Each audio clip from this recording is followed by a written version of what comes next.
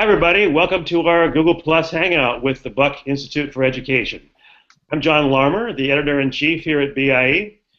I have two great guests. The topic of collaboration and project-based learning. That's our theme for the month of November.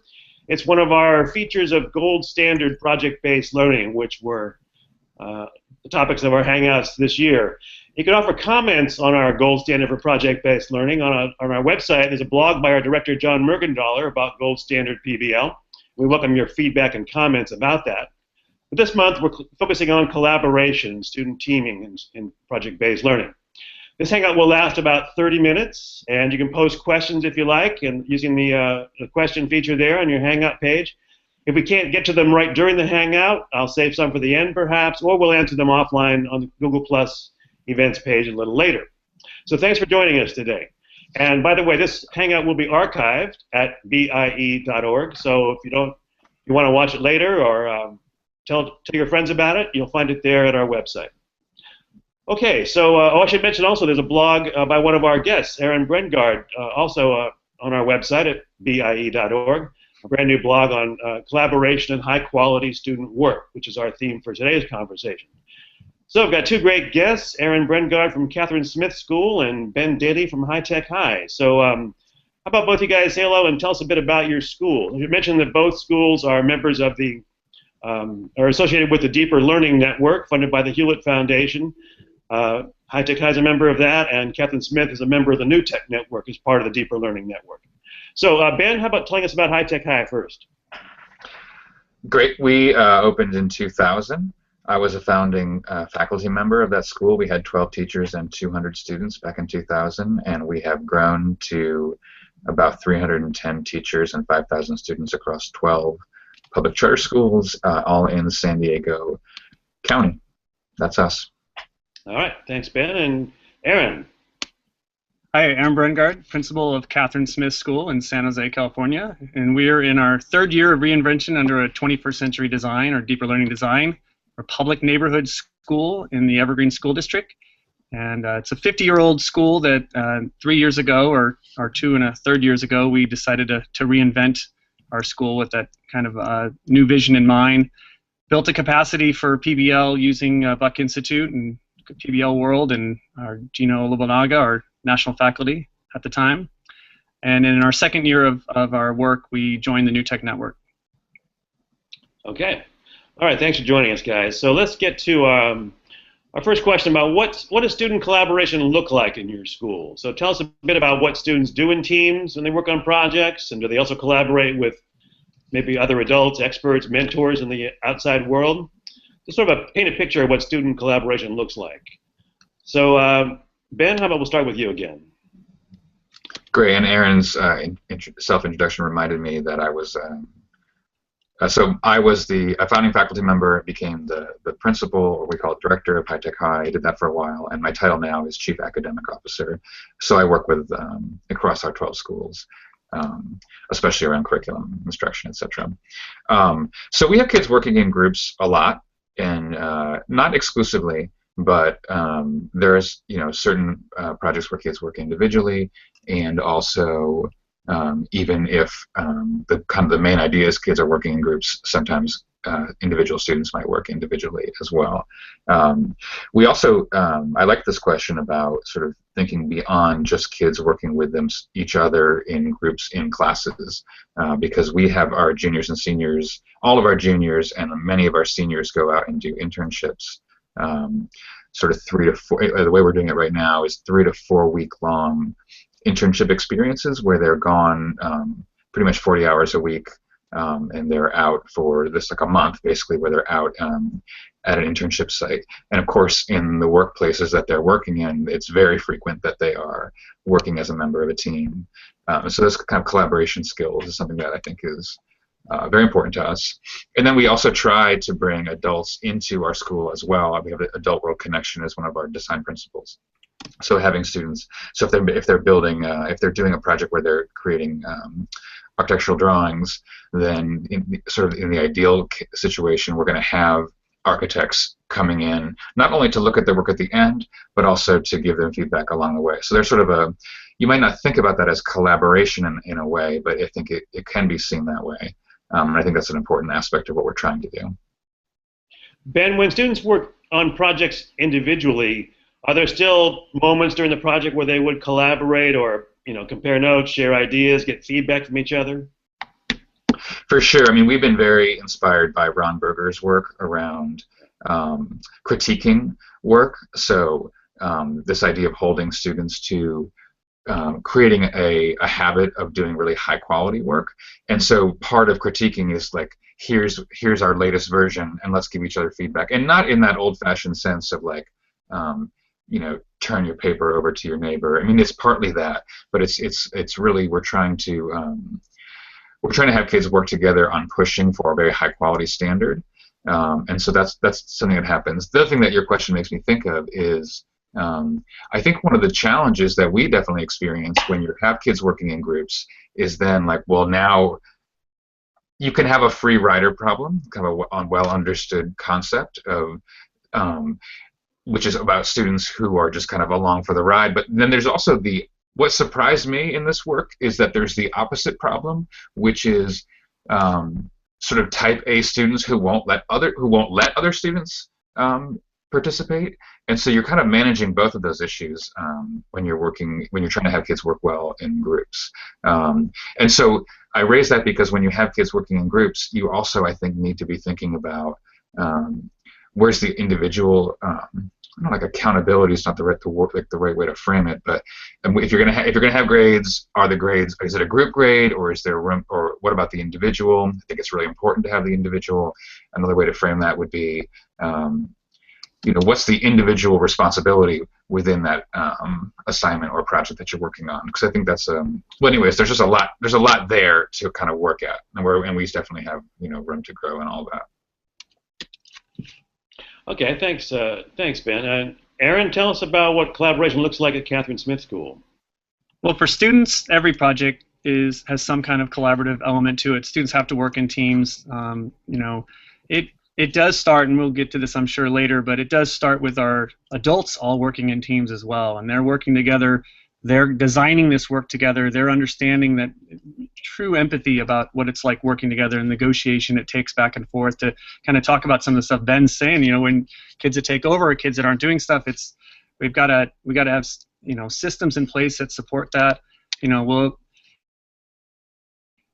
Our best projects are the ones where a product requires everyone's support. It's not just it's not a cooperative learning strategy added on top of it. I mean, it's the best ones have everybody involved in the work, where you need more than one person to do it, where the ideas are there, and we got to create.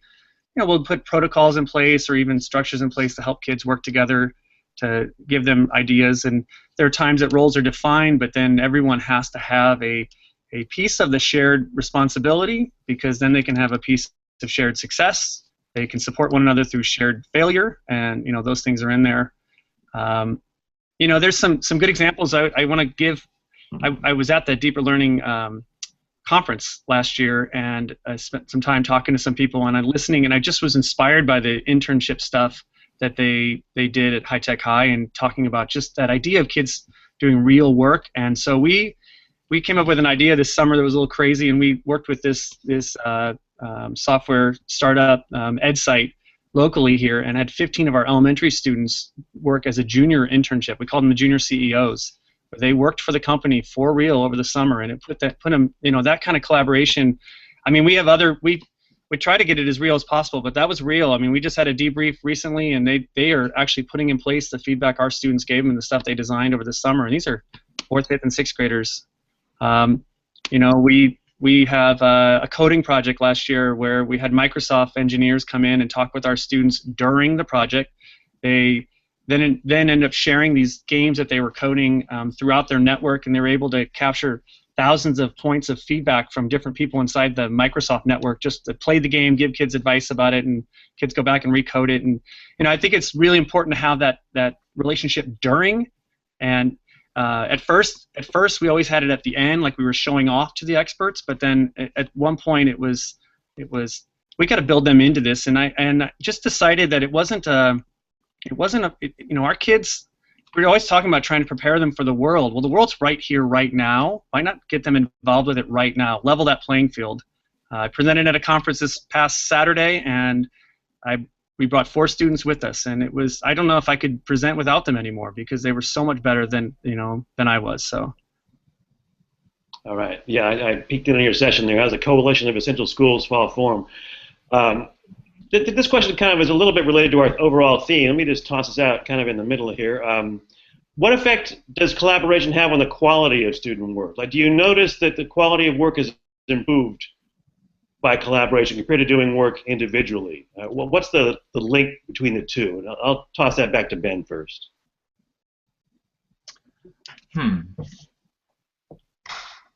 Well, I mean, good quality projects coming out. I mean, good quality student work coming out of a collaborative project, maybe more than you would. Or why is that, if so, compared to a regular individual? Yeah, I haven't really ever thought about it from that lens. My reaction to hearing that is that kids developing collaboration skills, I think, is something that we're very focused on, and also we don't want to be dogmatic about everyone has to work in a group necessarily. So I think that we're trying to be kind of have room to think about where. That's why I mentioned the idea that kids can work individually. I know this is a webinar about collaboration, and I'm talking about, well, yeah, but maybe I think there's it's also okay for kids to work individually, and of course we want them all growing in their collaboration skills. So I don't know. There's just a tension there that I'm kind of wrestling with, I guess. Yeah, sure. Aaron, any thoughts on the connection between student work quality and collaboration? Let me just start with the adults again. We couldn't do any of the work we're doing if we weren't doing it together. The tension is too great. There's too much work to be done all the time. And when I've put structures in place where our adults can grapple with problems together, they've come out with designing high quality projects. On that same layer, you take at the student level, it's when we can design a project that has students grappling with real life problems, then we get better ideas. There's more innovation. We kind of push further on it. A project that happened at the end of last year, but actually started at the beginning of the year with students kind of surveying the neighborhood, and we're in a high poverty area. And there's a lot of improvement that we'd like to see in our overall neighborhood. And so they surveyed the neighborhood to find areas they wanted to improve, and one group picked a corner of the campus to improve, and they all did projects and proposals about what they could do to enhance that. And often that's where a project would end, but this group pushed each other. They wrote grants, they collected money, they did crowdsourcing, and used piggybacker, all kinds of things to raise the money, and eventually put a park in our school. It has giant murals and benches and landscaping, and it was an eyesore before, and there's no way anyone could have done that quality of work alone, and there was no way that the ideas, what happened in the end is when they put all these proposals together, they kind of picked a winner, and then they went back and said, but wait a minute, we like this idea from this group, and we like this idea from this group, and watching the students and the adults wrestle with trying to work in all the best pieces together was the long-lasting learning that we're capturing, that we're trying to get after. All right, great. Thanks for that story, Aaron. A couple of questions from viewers are popping up, which is actually leading into our next questions. Well, I'll save those for a minute and give you guys our next question, which is sort of about the role of the teacher in this process. So what advice would you offer? What lessons have you learned about teaching students how to be good collaborators? Maybe give some examples of how teachers in your schools build students' collaboration skills. Ben?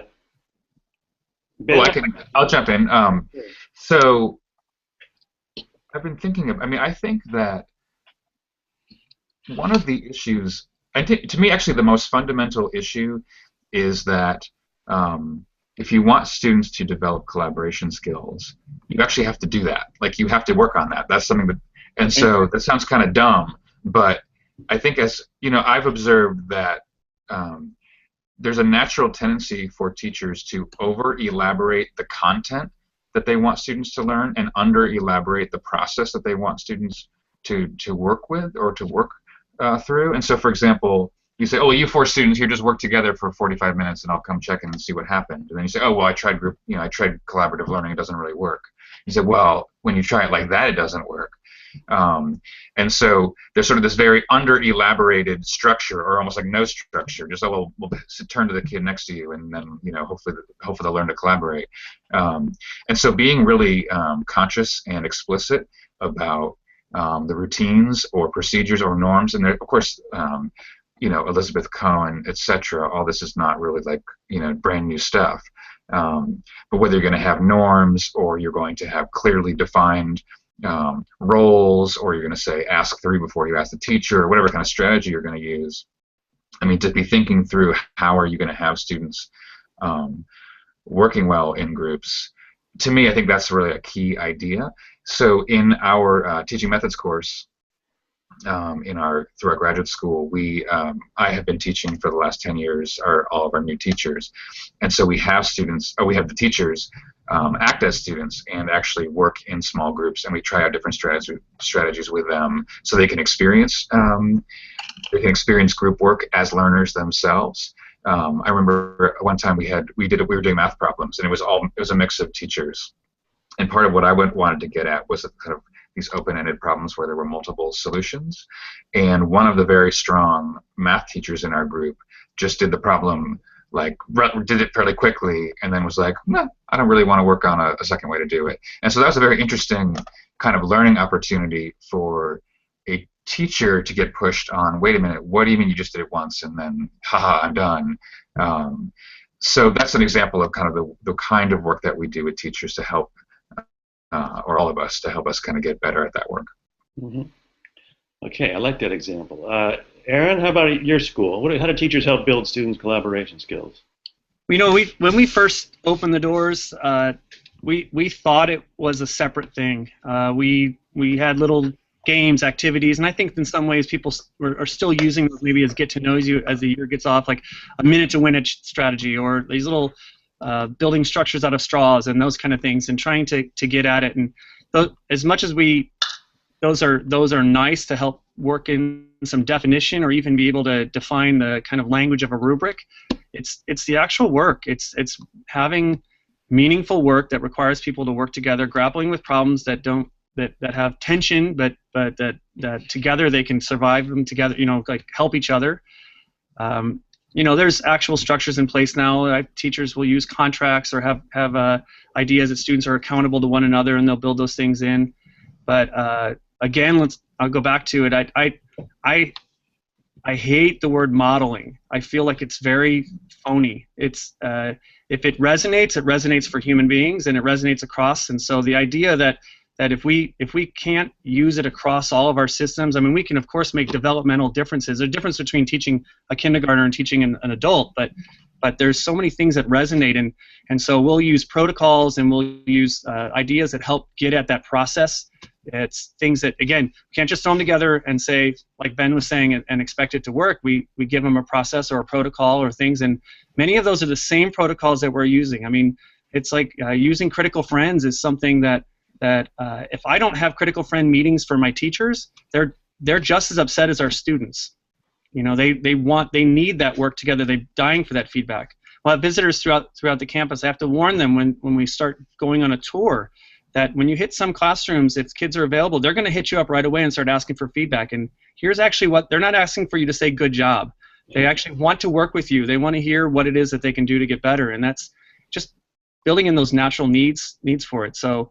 You know, like I said, at first it was some strategies with some intentionality we thought, but as we got into it, we realized we just need to write better work and practice it across the systems.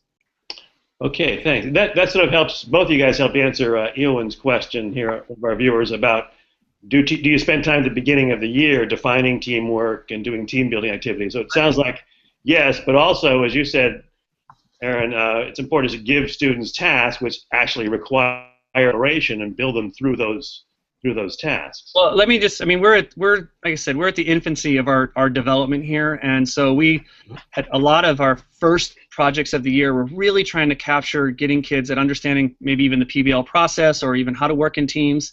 And a big aha for us this year is that, you know, we have, you know, everyone that recognizes there's this summer hangover. Like you run a fluency test score at the last day of school, and you pick it up in the first day of school, and you're like, wow, they have a drop, and oh well, that's that's what happens, and it'll catch back up, it'll be okay. But we found that that was not the case with things like knowing how to work in a team.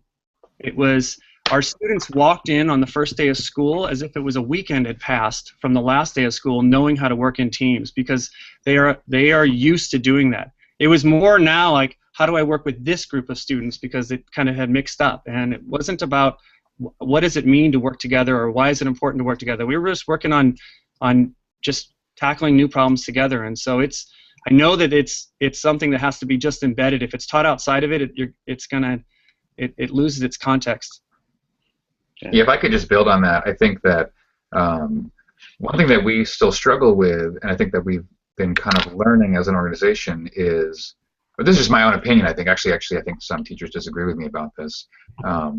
There's sometimes a tendency to want to do like a month of team building, and like once we really get our team together, then we can really race, far ahead. And these are some great teachers who say this, so I'm not saying they're wrong exactly, but I just think, when we're doing project-based learning and other kinds of progressive and constructivist approaches, then there's this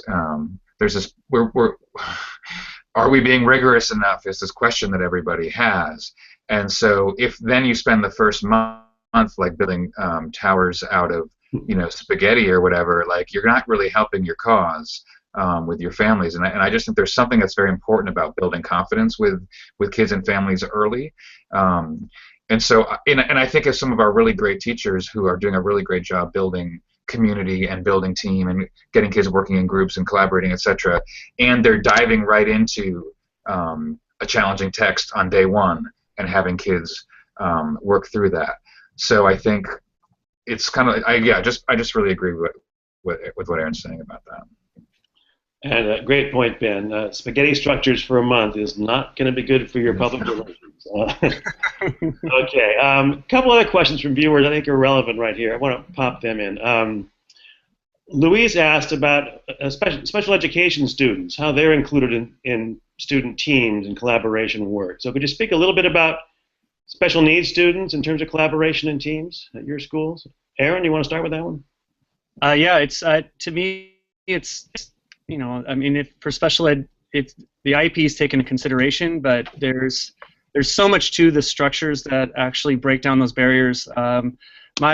My teacher that does a 4-5-6 combo special ed class just completely embeds his class into our 5th grade team, mainstream students off to other teams when the content and the needs of the student are there and they can handle that. But it's a scaffolding issue. I think it's an issue that we enjoy grappling with ourselves too. Especially we're a public neighborhood school. If you live in our neighborhood, you go to the school. So we are constantly working on how do we, as the adults, adjust our project and our work to be able to meet the needs of our students and push them. And special ed is just another one of those layers to that. It's just to know what it is the student needs, provide the support and structures are there, but allow all of our students to have access to the high-level work. Okay. Ben, any thoughts on special needs students at the high school level at your place? Yeah, and by the way, people forget, but we do have 3 elementary schools, 4 middle schools, and 5 high schools. So we do have the range. But I am kind of a high school guy, so it's okay that you said that. We have achievement gaps in our schools. English language learners, for students who qualify for free and reduced lunch, African American Latino boys in particular. So I'm not saying like, oh, everything's so perfect and rosy, but for special ed kids, we have a sort of comparable percentage as our surrounding district, or even higher in some cases. And I think that the project-based approach, the getting kids working in groups, etc., my experience has been that this is, one of my ahas early in my teaching career was that I was reading like the recommendations for what you should do to make accommodations for kids who have special needs, and I was reading the accommodations for what you should do for kids who are really strong students, and it was actually the same list of things. I found that kind of odd, and then it kind of realized, wait, this is like how all people learn actually, like standing up front talking for an hour, like that's not good for special ed kids or anybody else. And so my experience has just been that we don't really experience. I mean, of course, yes, we have challenges with kids with special needs, obviously, but of all the groups, that I think is one where I feel like because we're having kids engaged in projects, doing stuff, using their hands, etc. It seems to be very effective for kids with special needs in particular. So that's just kind of Okay. All right, good, thanks. A couple of great questions here. One of which lead into my final question. First, a quick one on Eowyn also asked about how is collaboration reflected in classroom layout and architecture. And of course, the high-tech high schools, the high-tech those are well known for some unusual architecture, perhaps. And Aaron, your school looks like a regular California school, built in the 50s to me. So, but talk about classroom layout and architecture a bit. Aaron, how does that connect to collaboration? Yeah, I mean, we have a 50-year-old building. It looks like every other building built in 1960, and so they're little cubes. A lot of I don't think a single classroom on this campus though is set with their class in rows. They have their kids kind of grouped up and things, and it's always changing. We're always moving the furniture around and making space. It's as flexible as we can. Recently, we've started spilling outside really as the number one place because we can. We're outdoor in California, and so you walk through the campus, you just see kids outside in groups sitting under a tree or outside the classroom on the ground, or we bought a bunch of cheap benches that we put around that they move all over the place. But it's not the way. This is not the way I would design a school if I was starting from scratch. But we can work with it, and we're fine. It's actually more. We'd have fewer walls or more doorways maybe if we could design it differently or better furniture. But it's just we just spill out anywhere we can. Anybody can find a spot, start working there. All right, thanks. Ben, architecture and classroom layout? Yeah, I mean, so I really just want to echo the idea of flexibility, and in particular, so we similarly we have kids physically grouped in groups often. One of the things that I've noticed is that, and this is almost like a Doug Lemov point in a way, but then when you have students up at the front presenting, there can be this tendency to forget well, now we need to do something, so all the students are facing the speaker. So it's like a shame on us in the progressive world to not make these obvious moves back because I don't want to have the kids all standing in rows facing the forward. But if what's happening right now is there's a student presenting at the front, then it's like a really obvious statement. But I find that that's a big for all of us. Actually, even when we have adults, we're working with adults in our Odyssey before school starts, and people kind of forget. Oh wait, we need to have everyone facing the person who's speaking right now. So that's why I think the flexibility is important, but also to take advantage of the flexibility and not forget these little moves that make a big difference. Okay, thanks. I got to ask this question. Great questions from our viewers this time. Ryan asked, what roles does assessment play in collaboration and producing high-quality work? So that speaks to me about, do you actually assess collaboration? Is that a factor in driving students toward higher quality work? The assessment practices, both formative, I suppose, and summative. Anybody want to take a stab at that first? Well, I mean, we definitely have more, I would say, on the formative side than on summative. So it's less about I don't think kind of evaluating where they're at exactly, but more trying to have lots of opportunities for students to learn how to collaborate. And giving them feedback, of course. That's just the ongoing work of a teacher, and for all of us is kind of helping kids manage how they get better at that. But I think a lot of it, I would say that our approach is probably a lot of informal, formative kind of work as opposed to a more systems approach. I'm not saying that's really correct. That's just kind of where we are probably. Okay. Aaron, any thoughts on assessment and collaboration? I mean, it's like everybody wants the color charts that say, see, look where our collaboration used to be, and here's the color chart that says it's amazing now. And it's hard to pull it out. We're working on it. We're working on trying to assess it. We're using rubrics, that like the BIE rubrics to try to grapple with giving kids feedback. And I think that's the number one thing. How do we actually start getting some bullet points to define what it looks like when it's working well, and give our students feedback, or even our teachers as well, feedback on what to do to get better. How do you push that practice? How do you grow? Because that's the most important part. I heard a good quote the other day. I think it came from Andrew Miller. I might get it wrong, but it said, that if students got it, then let's call it summative. Otherwise, it needs to be formative. And that's actually, I think that's a way that we kind of take it on too. Is you're thinking like we're just always teaching them, and if they don't have it yet, we gotta use that to get back in and adjust. And that would apply to math facts. That would apply to collaboration skills. It's just sometimes when you embed all those things together in a meaningful experience, separating them out seems a little weird. It doesn't fit perfectly, but we still try to. We still try to collect a piece of work or collect some evidence of it. Spend a lot of time having students reflect on the process a little bit, and I think that actually can tell us whether or not they have that far transfer. Have they pulled it out and saw pieces of it? I'll learn from them when they do that too, but it's informal, formative too. I think that's the part that I don't know. It's the adults in the room just using their eyes and looking like, well, that group's not working together very well. Let's think about it together and solve that problem. Yeah. You mentioned students reflecting on their growth in terms of collaboration skills. That was pointed out to us a couple of hangouts ago by some folks in the Expeditionary Learning School, Ron Berger's network, where they don't formally give students a grade or a score or points, whatever, for 4C skills, but having students reflect a lot on their growth is a big part of their program. Okay, we're getting sort of close to the end, but and a couple questions here from viewers, which kind of lead into my final question, which is more about the whole culture of the school and how that promotes collaboration and high-quality work, what the adults do, and so forth. And one of our viewers asked a similar question about, let's see, Mark asked, how do you create a culture of high-quality student work, and does leadership and school structure feed that objective? So, Ben, I'll take it to you for some thoughts on that one to wrap up. Yeah, well, we have a few. I mean, I think my key lesson over the last 15 years has been the importance of making student work public, because when we make, because that's the whole point of the standardized tests, is like, well, what the heck's going on in those schools, and let's publish the scores in the newspaper, and then we'll know if they're doing well or they should be all fired or whatever. And I think that's it's understandable where people are thinking about that, because the teacher closes the door and then you kind of have no idea what's going on in there.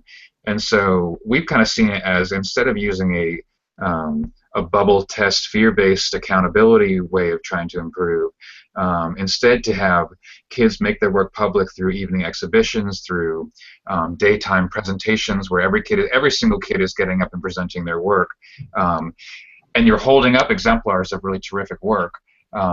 We've been obsessed for the last 15 years with kids producing really high-quality work, and we are critiqued for that, which I think is a fair critique.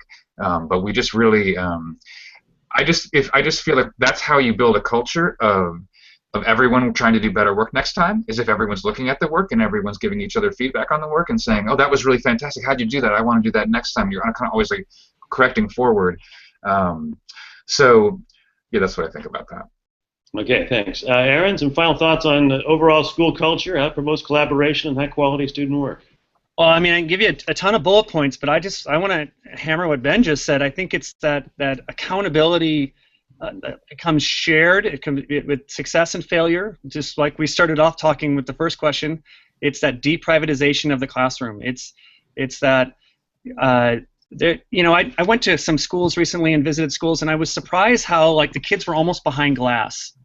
Now, I went to High Tech High before. They were not there. You could interact. You were in it. And when you come to my school, it's the same thing. And I think that changes the level of our work. That we're just, you want to come see, just come in and see anytime. And taking visitors. Got 22 people coming tomorrow. I mean, it's every classroom is wide open. So that structure of our work is public, and our work, in order to get better, it has to. I can see our work through a visitor's eyes. I can get feedback from them, whether it's challenges or whether it's even what they see, and that changes our school culture of it. That same thing happens down to the student work in the end. That student work is not for a folder to go home on Friday and it's private. It's public. All of the work is public. We're working on it together. Projects we have taken lead directions from watching High Tech High, where we put on exhibition nights. Every single project has an exhibition, for sure. Every project has a public element to it. But it has a public element not just at the end. We made failure waiting to the end in the beginning. Now it's public the whole time. I'd invite in my superintendent to come see the project at the end. I thought, she's got to come see the mill.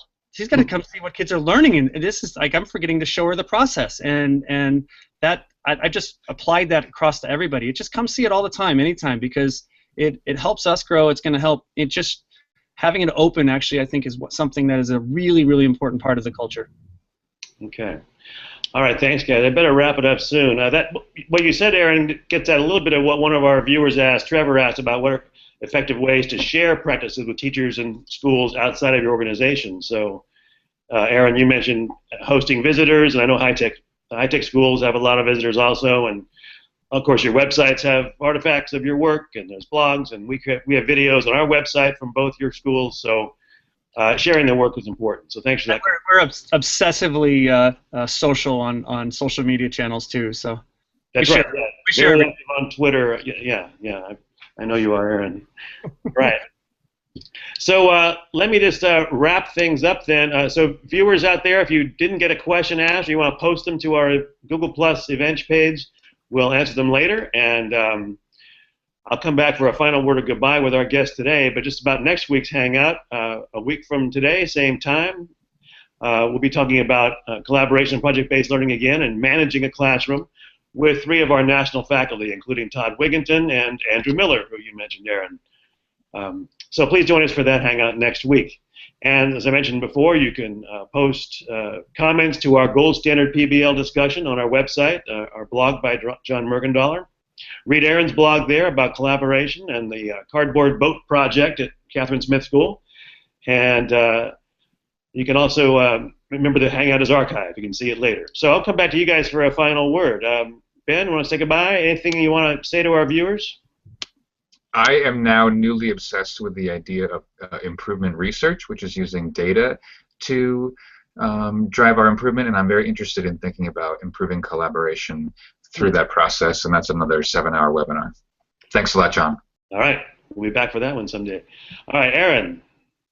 I think it's just throw a little exclamation point on risk-taking. Take the risk.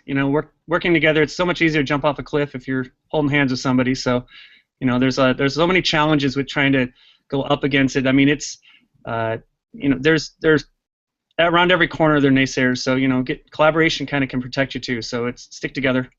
All right. Great final word, Aaron. All right. Thank you guys both for joining us, and thank you viewers for joining us too. We'll see you next time. Goodbye. Thanks.